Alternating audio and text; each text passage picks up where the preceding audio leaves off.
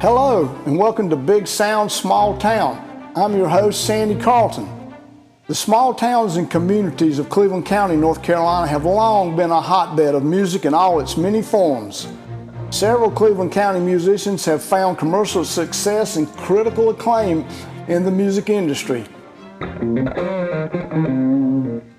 Yeah, everybody knows that Earl Scruggs, Don Gibson, Patty Loveless, and Alicia Bridges are from Cleveland County. Donald Byrd, too. So this is not a podcast about them. This is a podcast about the musicians who are still here to keep music alive here. This is the stories, and you need to know them and know the people who are making the music. This is not your normal podcast.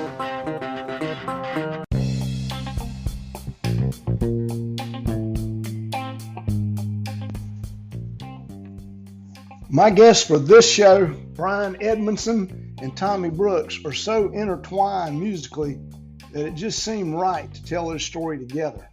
And it was actually Brian's idea. And it's the first for the show.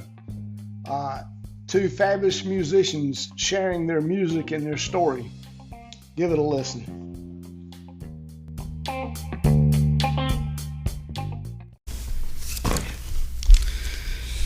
Today on Big Sound Small Town, I'm with my guests Brian Edmonson and Tommy Brooks, members of the Oak Grove String Band, as well as being members of the historical Cleveland County musical families.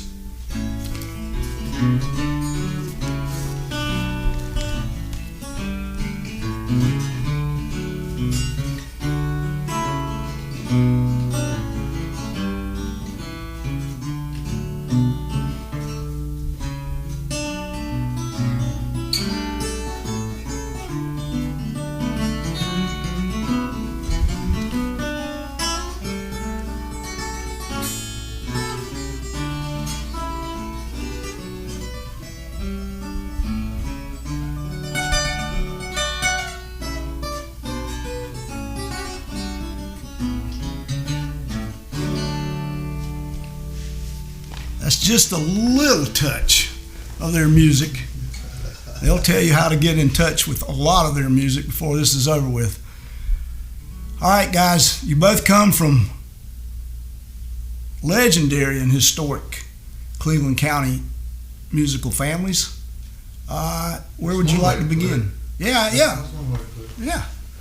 Well, I think best place to start is at the beginning. So let's start there. In the traditional sense. Okay. Anyway. So right here in Oak Grove, North Carolina, as we call it.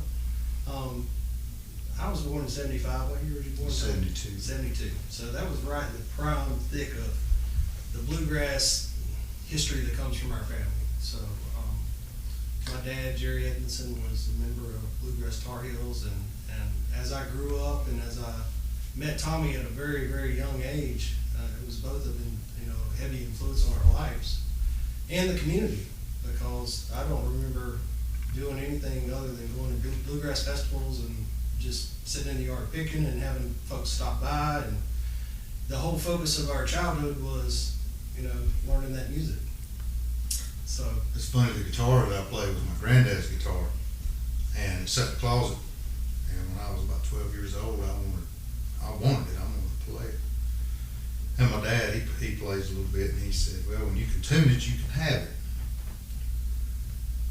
Well, I said, man, how am I going to learn how to tune the guitar? Because this was, prior to tuners, 1982 or 3, wasn't any internet, wasn't any YouTube.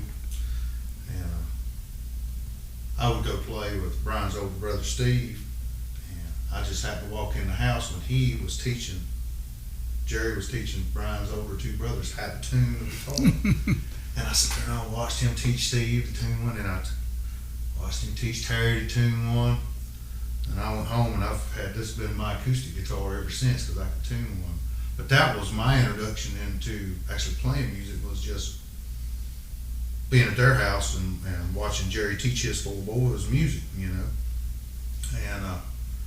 because by that time my granddad had died and the music park had closed, but my granddad had Crossroads Music Park, and so from the time I can remember being just a little kid up until then, every weekend was at my grandmother's house with Little Red Lynn, Conway Twitty, you name it, having breakfast Sunday mornings, gospel pickings with Tex Ritter and Kitty Wells, and just sitting at the store. And on Sunday evening, everybody was picking at my granddad's store, and then when we had our store, sit around in the evenings and pick. And it's so funny, all the first chords and the way to hold a pick and the way to hold a guitar that I learned was from watching. Jerry was one of the best banjo players I around. agree, totally. Teaching his boys to play guitar.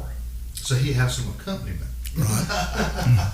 Steve played the bass and Terry played guitar, and Mark played piano a little bit, and Brian played guitar. And We had a house full of instruments, just And yeah. it was whatever was available. fiddles, mandolins, banjos, and it's funny that with that heavy of country music influence of my beginnings, and bluegrass and Brian's beginnings, and then mine is bluegrass playing my first full songs with somebody else, that from 12, when I turned 15, I saw my first Iron Maiden concert. I went 10 years and never played acoustic guitar again. And the same thing happened to me in high school with R&B hitting the scene, Right. and just general rock and roll, and those bands. And my first music concert was Motley Crue. Yeah, totally different. Older brothers who were hair band guys, or at least following that. Mhm. So, but I really remember from the beginning sitting back and sitting in our living room and listening to the band practice. Bluegrass Tar Heels and Right. County Partners was coming along at the same time. Right. And just remember the thick harmonies, the tight bluegrass harmonies, and they really spent a lot of time on that. And a lot of it was gospel bluegrass, so it was very soulful. And I think Tommy and I both really lean on that these days in our music as being one of the prideful things about our bands that we're in.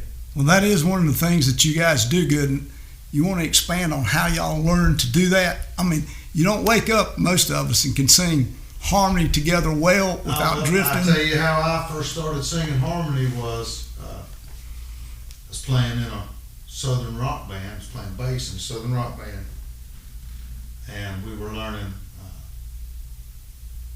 it was an old Molly Hatchet song. What's Not Fertile Disaster or no, HC. it wasn't Molly Hatchet. It was Marsh Tucker Band. Can't you see? Yeah. Right. Right. Okay. It's got 3-part harmony in it. But Right. it's straightforward harmony. And of course, our drummer sang, and one of our guitar players sang, and nobody else in the band sang. And he said, "I want you to sing that middle part." And I said, "Well, how do I know if I'm right?" He said, "If it sounds wrong, you're right." in my ear, because I kept wanting to go to the melody. Right. And he said, "No," because I jumped to the melody. No, he said, "If it sounds wrong, that's the right note." Because I was hit the right note and it would sound wrong to me. Right. And I always remember that, that was my first taste of really actually singing harmony. And then playing music with Brian. When you and David were learning all the dead tunes. Yeah, it was. I went from bluegrass to heavy metal, and went on the road out of high school and played electric guitar in a band and grew my hair long and wore spandex pants and did all kinds of embarrassing things, and learned a lot about the music industry. I learned that the promoter made a lot of money, and the bar owners made a good bit of money, and the guys that leased us our bus made a good bit of money, and the guys that serviced our gear made a good bit of money, and the sound man always made money. And at the end of the night, after we put fuel in the truck and a little bit of food in our bellies and paid our bar tabs, there was no money for anything else. And I quit playing music. I said, "That's it, I'm done with that for a while," and started my own business. And Brian invited me to come to Wilmington and stay with him a little bit. And you had just gotten out of the military, I believe. And they were playing a lot of Grateful Dead stuff, and I had never heard any Grateful Dead. I was a member of Columbia House and had unopened Europe 1972 vinyl and cassette. Unopened. Okay. I go down and I listen to them play when it's over. I said, "Man, did you guys write all those songs?" They're like, "No, all my brothers are Grateful Dead, man." I'm like, wow, because I missed that. I went straight from high school to on the road playing hard rock. I missed all that from, What is the Sugar Magnolia? Yeah. I didn't know what that was.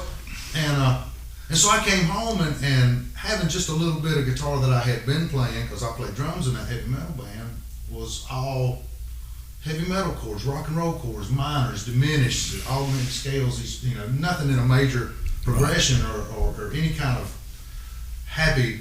It was all, everything's real dark, you know, and so I'd get behind the chord, you know, and I'd go, okay, yeah, that song's in E, right? And then I'd play a lead over it, and I go, whoa, no, that's not right at all.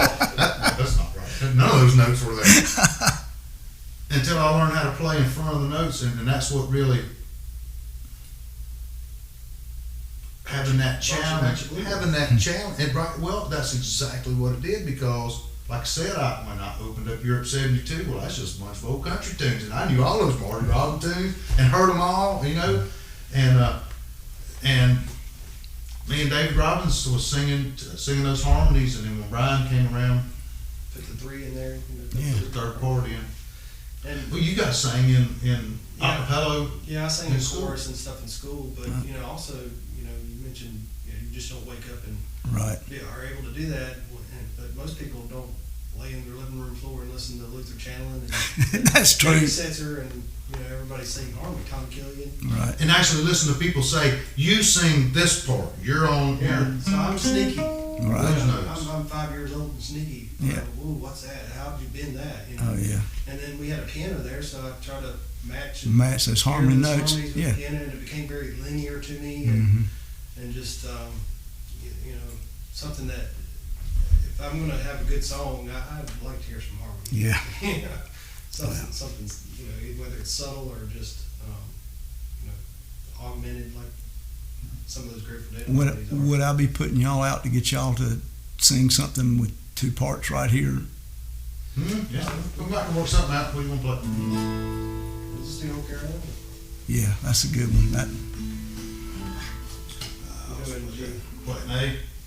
Can you sing that? Yeah, I'll put it Who's going to shoot it back? there. Grab on that one. yeah. Grab on that.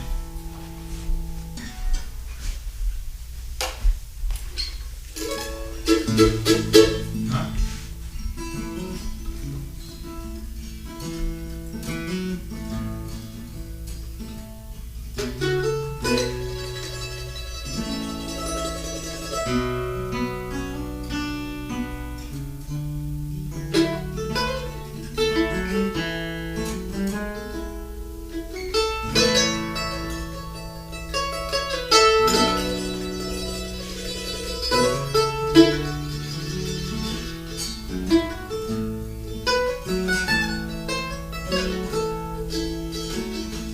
North Carolina, where I was born, and that's where I long to be. But I'm stranded in Ohio,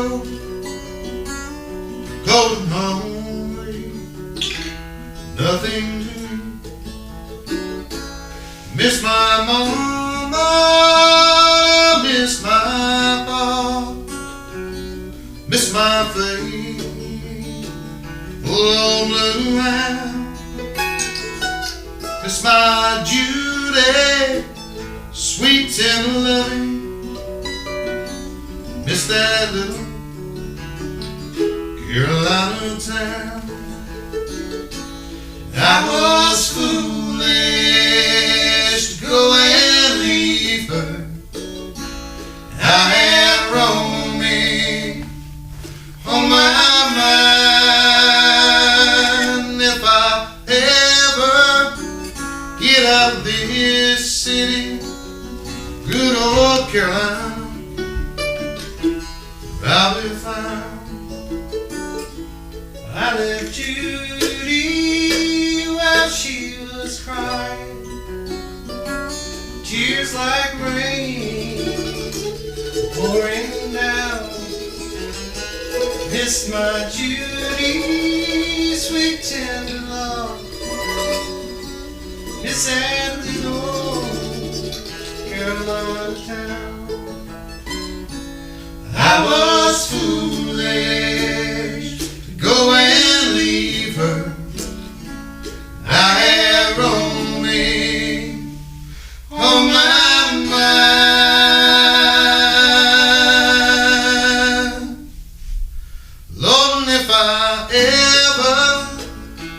out this city, good old Carolina, I'll be fine. Well, something like that anyway. That's excellent. That's That a while. Talking about them old Lincoln County partners too. yeah, that's exactly what. Right, that's what that is. An old Lincoln County partner Yes. tune. Yeah. Been a while since we played any of that. Yeah. When exactly did y'all start playing together? I mean, Well, around the house, it was just, I played in a talent show with Tommy when I was in the 9th grade. He Yeah, was in that the was- 11th grade. And it was a bunch of mess, but it was good. Hey, I tell you what, and this is what I tell all my daughters play a little bit. My youngest is she's the only one that's really taken a handle to it and gets up on stage and plays, and she enjoys it. And I had horrible stage fright. As I tried to sing a chorus, I did a 1-year course, and the first concert we had, I stood backstage and threw it up. It was horrible, almost passed out. Couldn't get in front of people, and then decided I was going to suck it up because his brother Steve told me, he said, well, that's the hardest part about playing is just walking out there. Once you start, it's the same song you've been playing in the basement. They turn the lights on, you can't see anybody. that's true. And we played that high school talent show, and it was something. But what it did was it made me say, I'm going to do this every day for the rest of my life. Well, after school, we both went our separate ways playing music, and it wasn't until Jerry got sick. Yeah, Jerry got sick, and at that the brought me end. home from. And you and your brother were in a band in Missouri, right? We were playing, that's all I was doing was playing music. And this was probably 2000, around 2000. Yeah, 99. I think y'all played at the night party. And Was this bluegrass? and that No. was jazz and Okay. rock and roll and dead covers and blues and the lead guitarist in the band went to the University of St. Louis, I think, to play jazz, and so he was from there, and we decided, hey, we're gonna go where you were from, Right. hit that scene. We were doing great in Wilmington and East Coast, and just burning it up. So, but just like all bands who give it a shot like that, and you got to weather the storm, which is the money part of it. Mhm. And our dad got sick with Gaucher's disease. That's what Dad passed away from. And Mom was like, we may have a good year or two left, and so you make your own decision. There was no pressure, and I said, well, I'm gonna spend them at home, and so I did. Me and Mark packed up, came home, and saw Tommy that day. Oh, really? Pulled up in the drive. Hey, man, you in the jam zone? That's a funny I story. mean, that's almost like fate, right Well, there. it's really funny because I had built, when I got out of that band and I was on the road with, I was the only guy that didn't spend my money on drugs and Right. women, and I saved my band money. When the band was over, everybody in the band owed the band fund money, Right. except for me. And so when it came time to go, I sold all the gear. I took their money and put it to what they owed the band fund, which was mine because they borrowed my part. Right. And I built me a nice 24 by 24 building on an acre of land and built a little pond beside it, and that was my little music room. Right. And I had all my gear in there and nobody to play with because I'd quit associating. I'd stop drinking, and I didn't really want to hang with those people anymore. And I was just driving up the road and saw Steve and Terry, his older two brothers, standing out in the front yard of his daddy's house. And I hadn't seen them in a while. They were playing in the band Rock House, and they were playing every motorcycle rally between Florida and New York State. They were playing everywhere, New Hampshire, all the way to Key West. And they were there, and I was like, man, so I pulled in, so man, here come a Jeep pulling in, there's Brian and Mark. Yeah. Well, we talked, and had dinner. I think Mom made some sandwiches, and we had dinner and left. And I went home, and I called Donna's mom, and I said, could I have everybody's telephone number? And she gave me everybody's telephone number. She said, Mark and Brian will be back here in just a little bit. So I called Steve. I said, hey, Steve played bass. Best bass player in Cleveland County, best bass player in North Carolina, don't play bass in a band, Oh, yeah. right? But just unbelievable bass player. I said, so I called Steve at home. I said, hey, Steve, it's Tommy Brooks. Hey, how you doing, man? I said, since you guys ain't jamming anymore, are you? He said, no. I said, well, I talked to Brian and Mark and Terry, and they said, if you play bass, Mark played the drums, Terry played guitar. You can come down to my band room, I got full PA. He said, man, you know what? I'd love to jam. That'd be great. So then I hung up and I called Terry and I said, "Hey Terry," I said, "talk to Steve," and he said, "if you play guitar, he played the bass, and Mark played the drums, Brian played guitar, we could jam." And he said, "Man, that sounds good." So then I called back up to the house and I said, "Donna, is Brian there?" And he said, "Yeah." And I said, "Hey Brian," I talked to Steve. He said, "if you play guitar, Mark played the drums. We get down there and jam. Terry play guitar." Mark, he told Mark, and that's how we got. And we went down. We showed up. Now Steve and Terry have been playing straight Southern rock. Brian and Mark have been playing Grateful Dead, Allman Brothers Jam Band, jazz. Flip side to that music coin. Right. And I had been just off the road 5 years playing heavy metal drums. Right. Longing to play guitar, trying to get back into playing guitar. And when we showed up, we played for what? 4 hours probably. Non-stop. And at the end, we had two questions: what we're going to call ourselves, and what's going to be the first gig we play. And I've been in a band with Brian. That was in '99, 2000. So I mean, he's been playing music in some form. Almost probably 95% of the gigs I play, I'm on stage with Brian since that time. Yeah. In what, 4 different bands? Yeah. And y'all are still in like 4 different bands, Well, we still right? play Harvest. That was the name of that band, was Harvest, and we kept that name that they brought from Missouri with them in Wilmington. Yep. And played Harvest. So Harvest has been playing music continually since '96. Yep. Since a long time. And I don't see it stopping for a while either. No. We're getting into a new groove with Harvest right now where we've added a piano player. Okay. Scott Sanders, I don't know if you know him. Yeah, I do. And Tommy's now playing guitar again in Harvest, and just it's a bunch of good guys too, you know, on top of pretty good musicians, and that allows us to forgive each other a lot of times. Oh, yeah. Yeah. But we're having fun, productive practices and writing music, and that's a good side of it for us. When we were playing all those shows with Harvest, we were playing quite a bit. We were practicing, you know, a couple times a week, and then it got down to once a week. Steve went off and did his thing, and then Terry went off and did his thing, and Mark went off and did his thing, and I was playing drums some and bass some. What had started to happen was that last year, or first year and a half that I was playing with Harvest, I was playing a lot of bluegrass with Jerry because the boys were playing with Jerry. Right. So when we would do a show, we did, one of the last time he played on stage, all 4 of y'all and me was on stage down at the May Party. May Party. Rolled him on stage in a wheelchair, put the banjo on him, he said, "Oh, hold on," and he played Lonesome Road Blues about 900 miles. Yeah, I'm sure. We did, what's that place on Lafayette Street on the square that used to be there, the Old Time Opry or something? Yeah, the Yeah, comic yeah. book shop. Yeah. Leatherwoods. Steve Leatherwoods. Steve Leatherwoods. Yeah, Played Leatherwoods. Leatherwoods a couple times. Several shows with him there, And Jerry had told me, because when I was playing that heavy metal band, the guitar player in that band was a classically trained guitarist Right. who had turned to play more. We were doing some Joe Satriani stuff, some Malmsteen stuff, a lot of really hardcore classical picking, you know. And his technique was so flawless, he never missed a note. And he never showed me any scales or modes or anything. He showed me picking patterns and practicing patterns to get my up-down stroke, Right. get my strings skipping to work, do my sweeping and arpeggios, stuff like that. Well, so I've always had a pretty good up and down pick. Right. And Jerry says, "Boy, you got them little fingers, you need to play mandolin." He said, "Let me get you a tape, you get you a mandolin." Well, I went to the music store and bought me a little Fender A type mandolin for about, I don't know, $75. Showed up at Jerry's house and said, "Hey man, I got me a mandolin." He said, "Well, here's a tape, you go learn these songs." And it was Sam Bush and David Grisman and Chris Thinney and Third Time Out. He didn't give you nothing easy to learn, did he? No. And one of the first songs that he had me that I learned on the mandolin was Rattlesnake. You remember that one in G minor, I Rattlesnake? probably can't play it right now.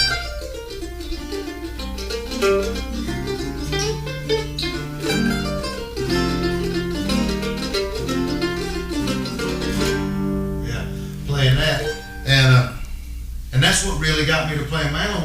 Well, after practicing.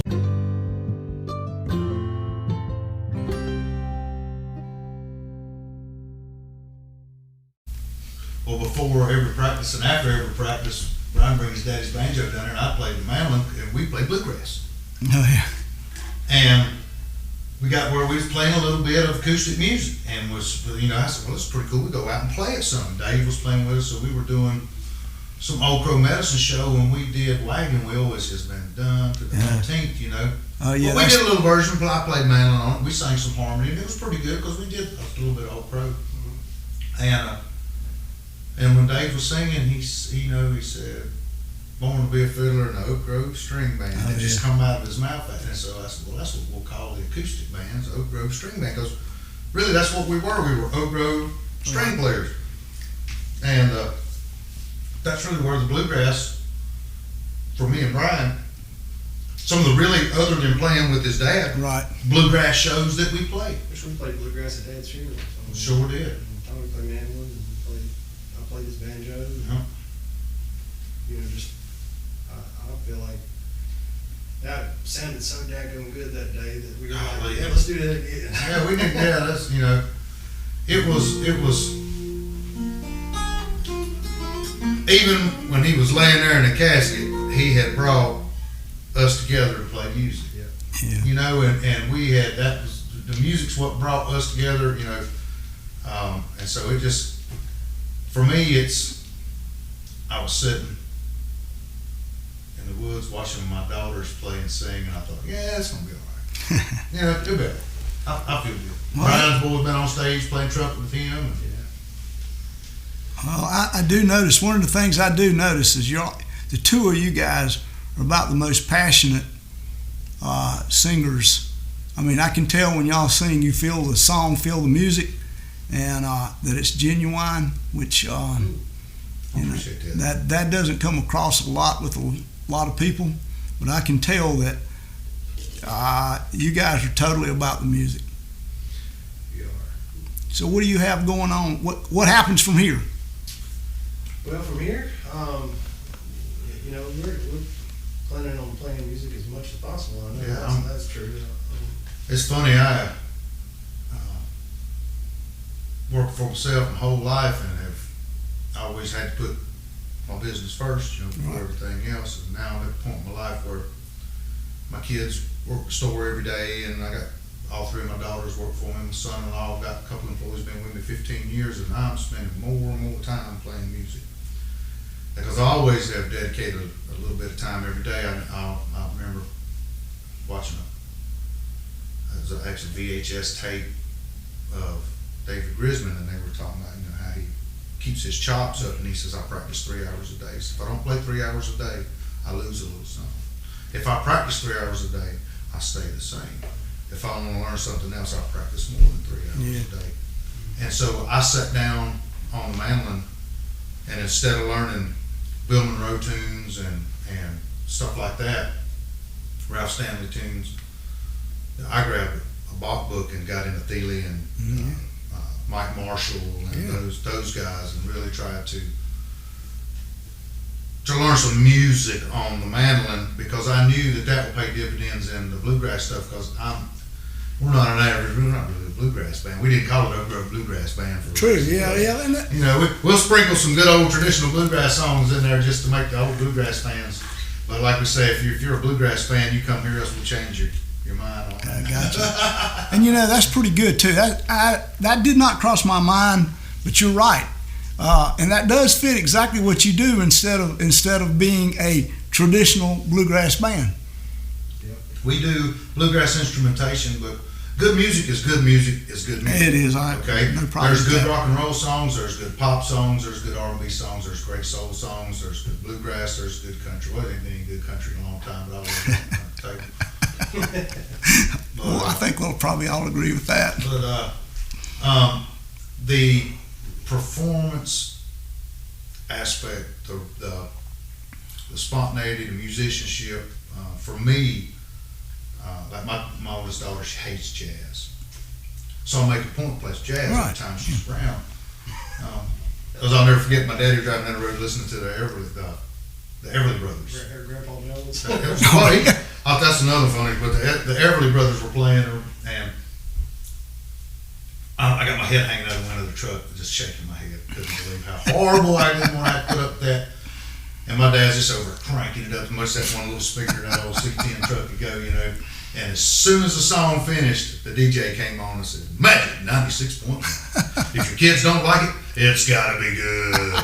And I'll never forget that. So I try to expand my daughter's horizons on music. But she said, what is it about jazz that you like? And for me, it's what I get out of playing music with Brian. It's what I get about playing music. And the music that I play, the reason I play it is I like to step out on the edge and get that not knowing what's coming next feeling, that little bit of pulling a little order out of the chaos. And that's what jazz does for me. Every time I feel a little chaotic in life, things are just seem a little scattered, I'll pop some jazz in and just, I guess a musical mind tends to want to pull some order out of that jazz, and I'll hear those little runs, and I'll hear the turnaround coming, and I can feel a build coming, and I say, yeah, you know, and it just takes all that other away.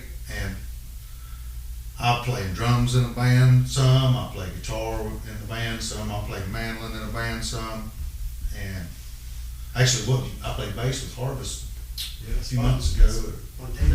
Just called me up one evening, what are you doing at 7 o'clock? Can you be in Asheville? Can you be in Asheville and play bass for 3 hours? That's a callous conversation. That was a callous finger when it was over with. Yeah. I think we both have a sense that the tradition continues because we're seeing our kids pick it up, Right. and just the fact I have what you call a problem when it comes to guitars. I got too many. Yeah, I understand and that. they're laying all over my house, and so that just kind of naturally rubs off on the kids. They pick it up, and Belle will pick up the fiddle, and even though she don't know what she's doing, it sounds wonderful. Right. Just, Oh, yeah. Just to have it in her hand. So. Was it pressure for either one of y'all coming from musical families? I mean, did you feel like you had big shoes to fill in any way?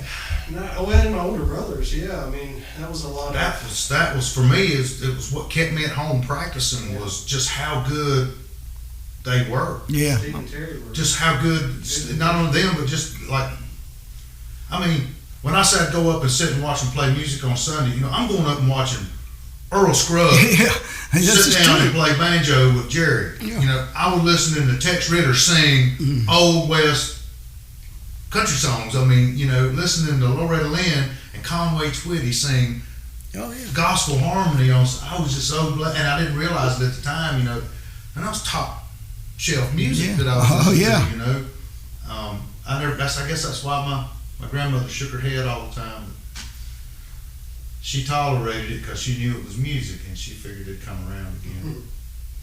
But I never felt, unlike Brian, the pressure I felt was keeping up. Yeah, I'd have Terry say, "Come here, let me show you something. Let me show me something."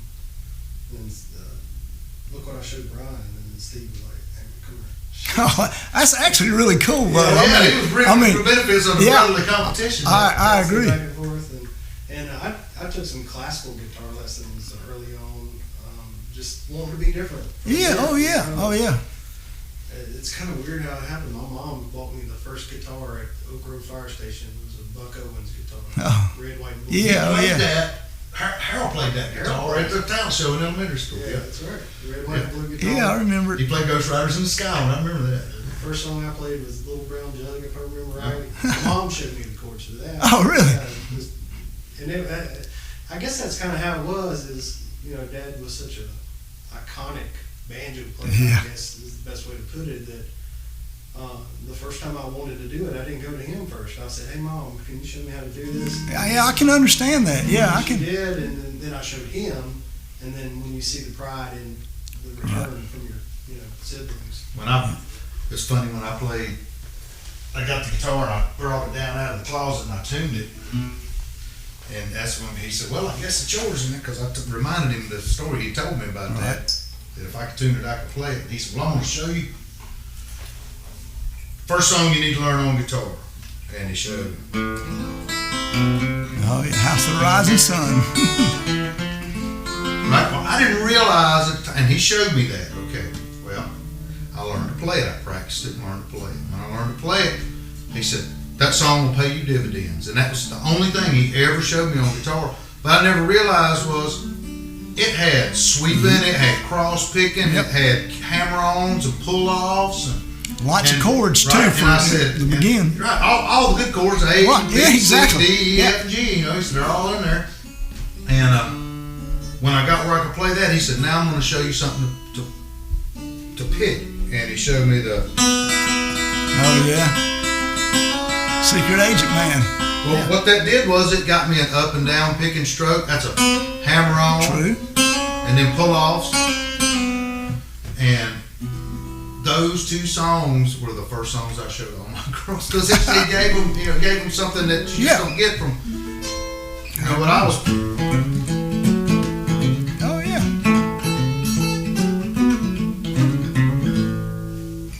Not too late.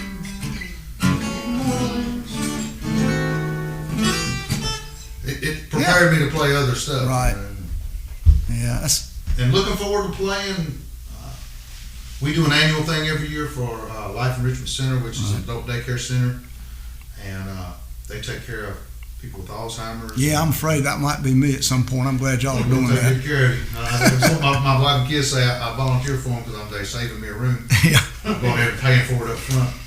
But we do an annual fundraiser for them, and we're going to do another one. It'll be the 4th annual coming up. This was the 3rd one, wasn't it? Second or third? Yeah. Second, I think.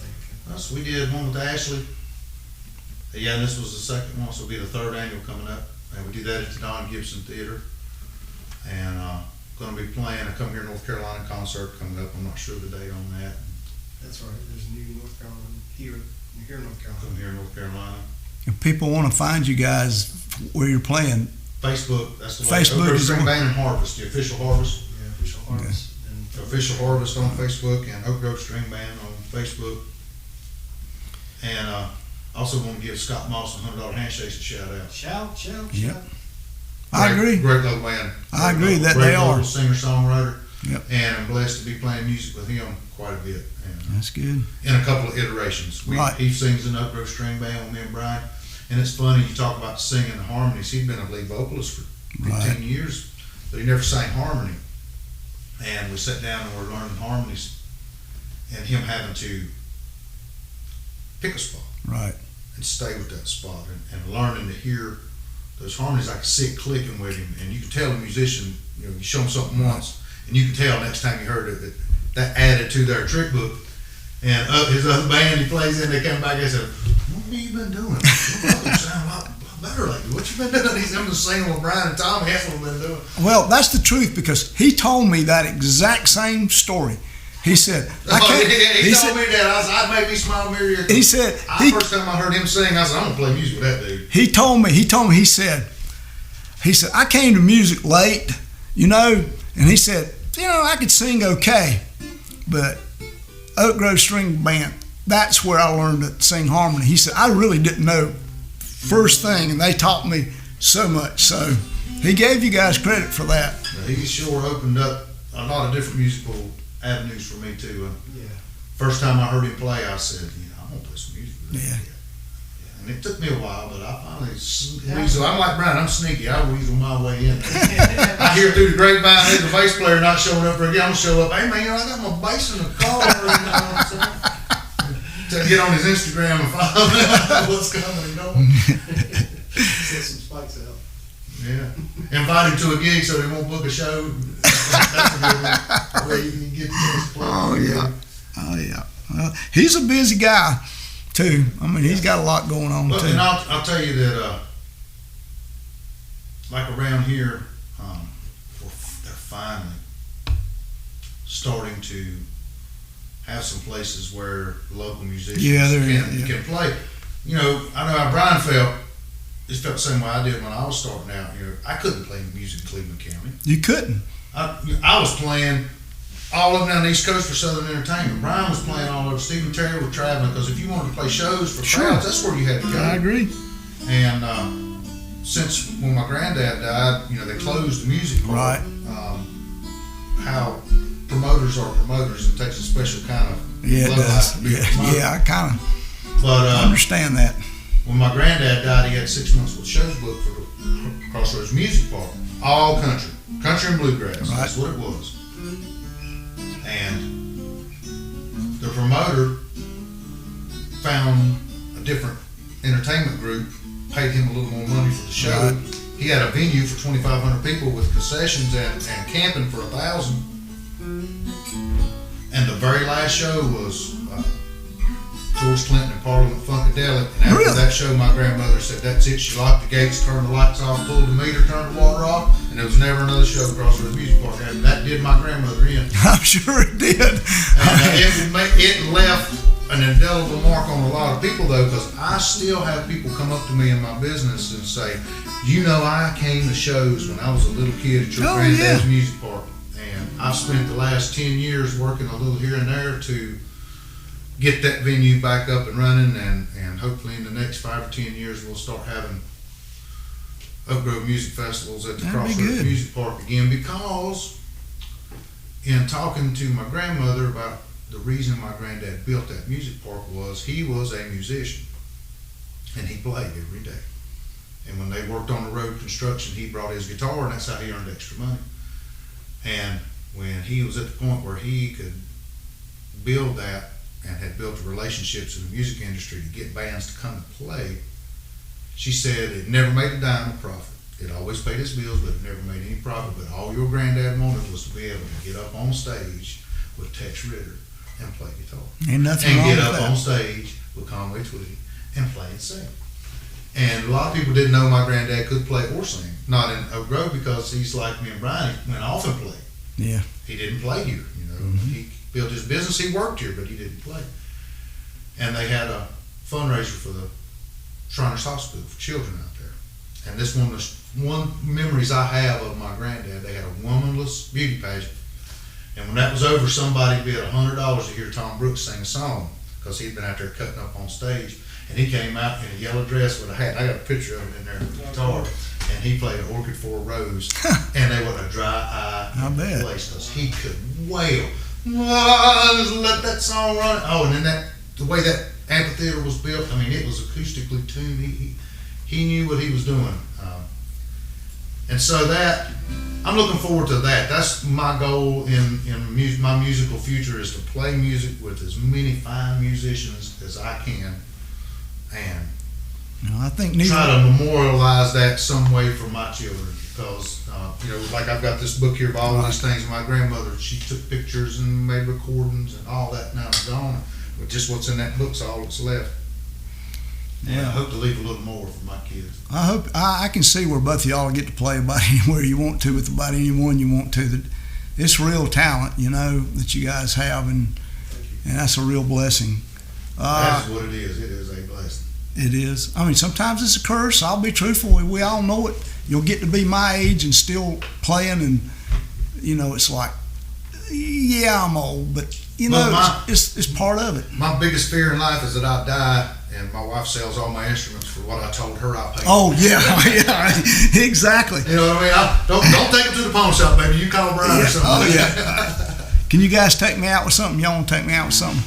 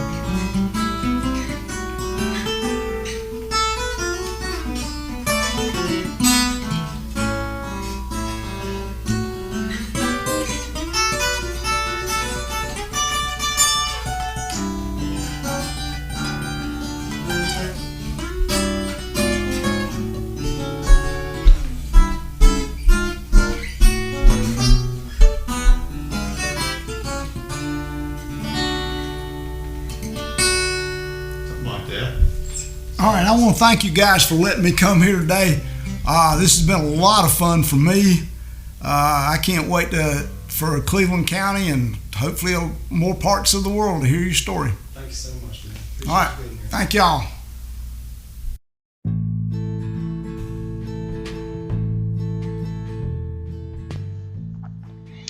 A final note on the show. Tommy Brooks was kind enough to invite me to his house to do this recording. And he and Brian were just fabulous guests and hosts. There is so much more to their story than what we could cover. But please go check out their live shows. Look up their recorded music. You can find them on Reverb Nation. And go see them all.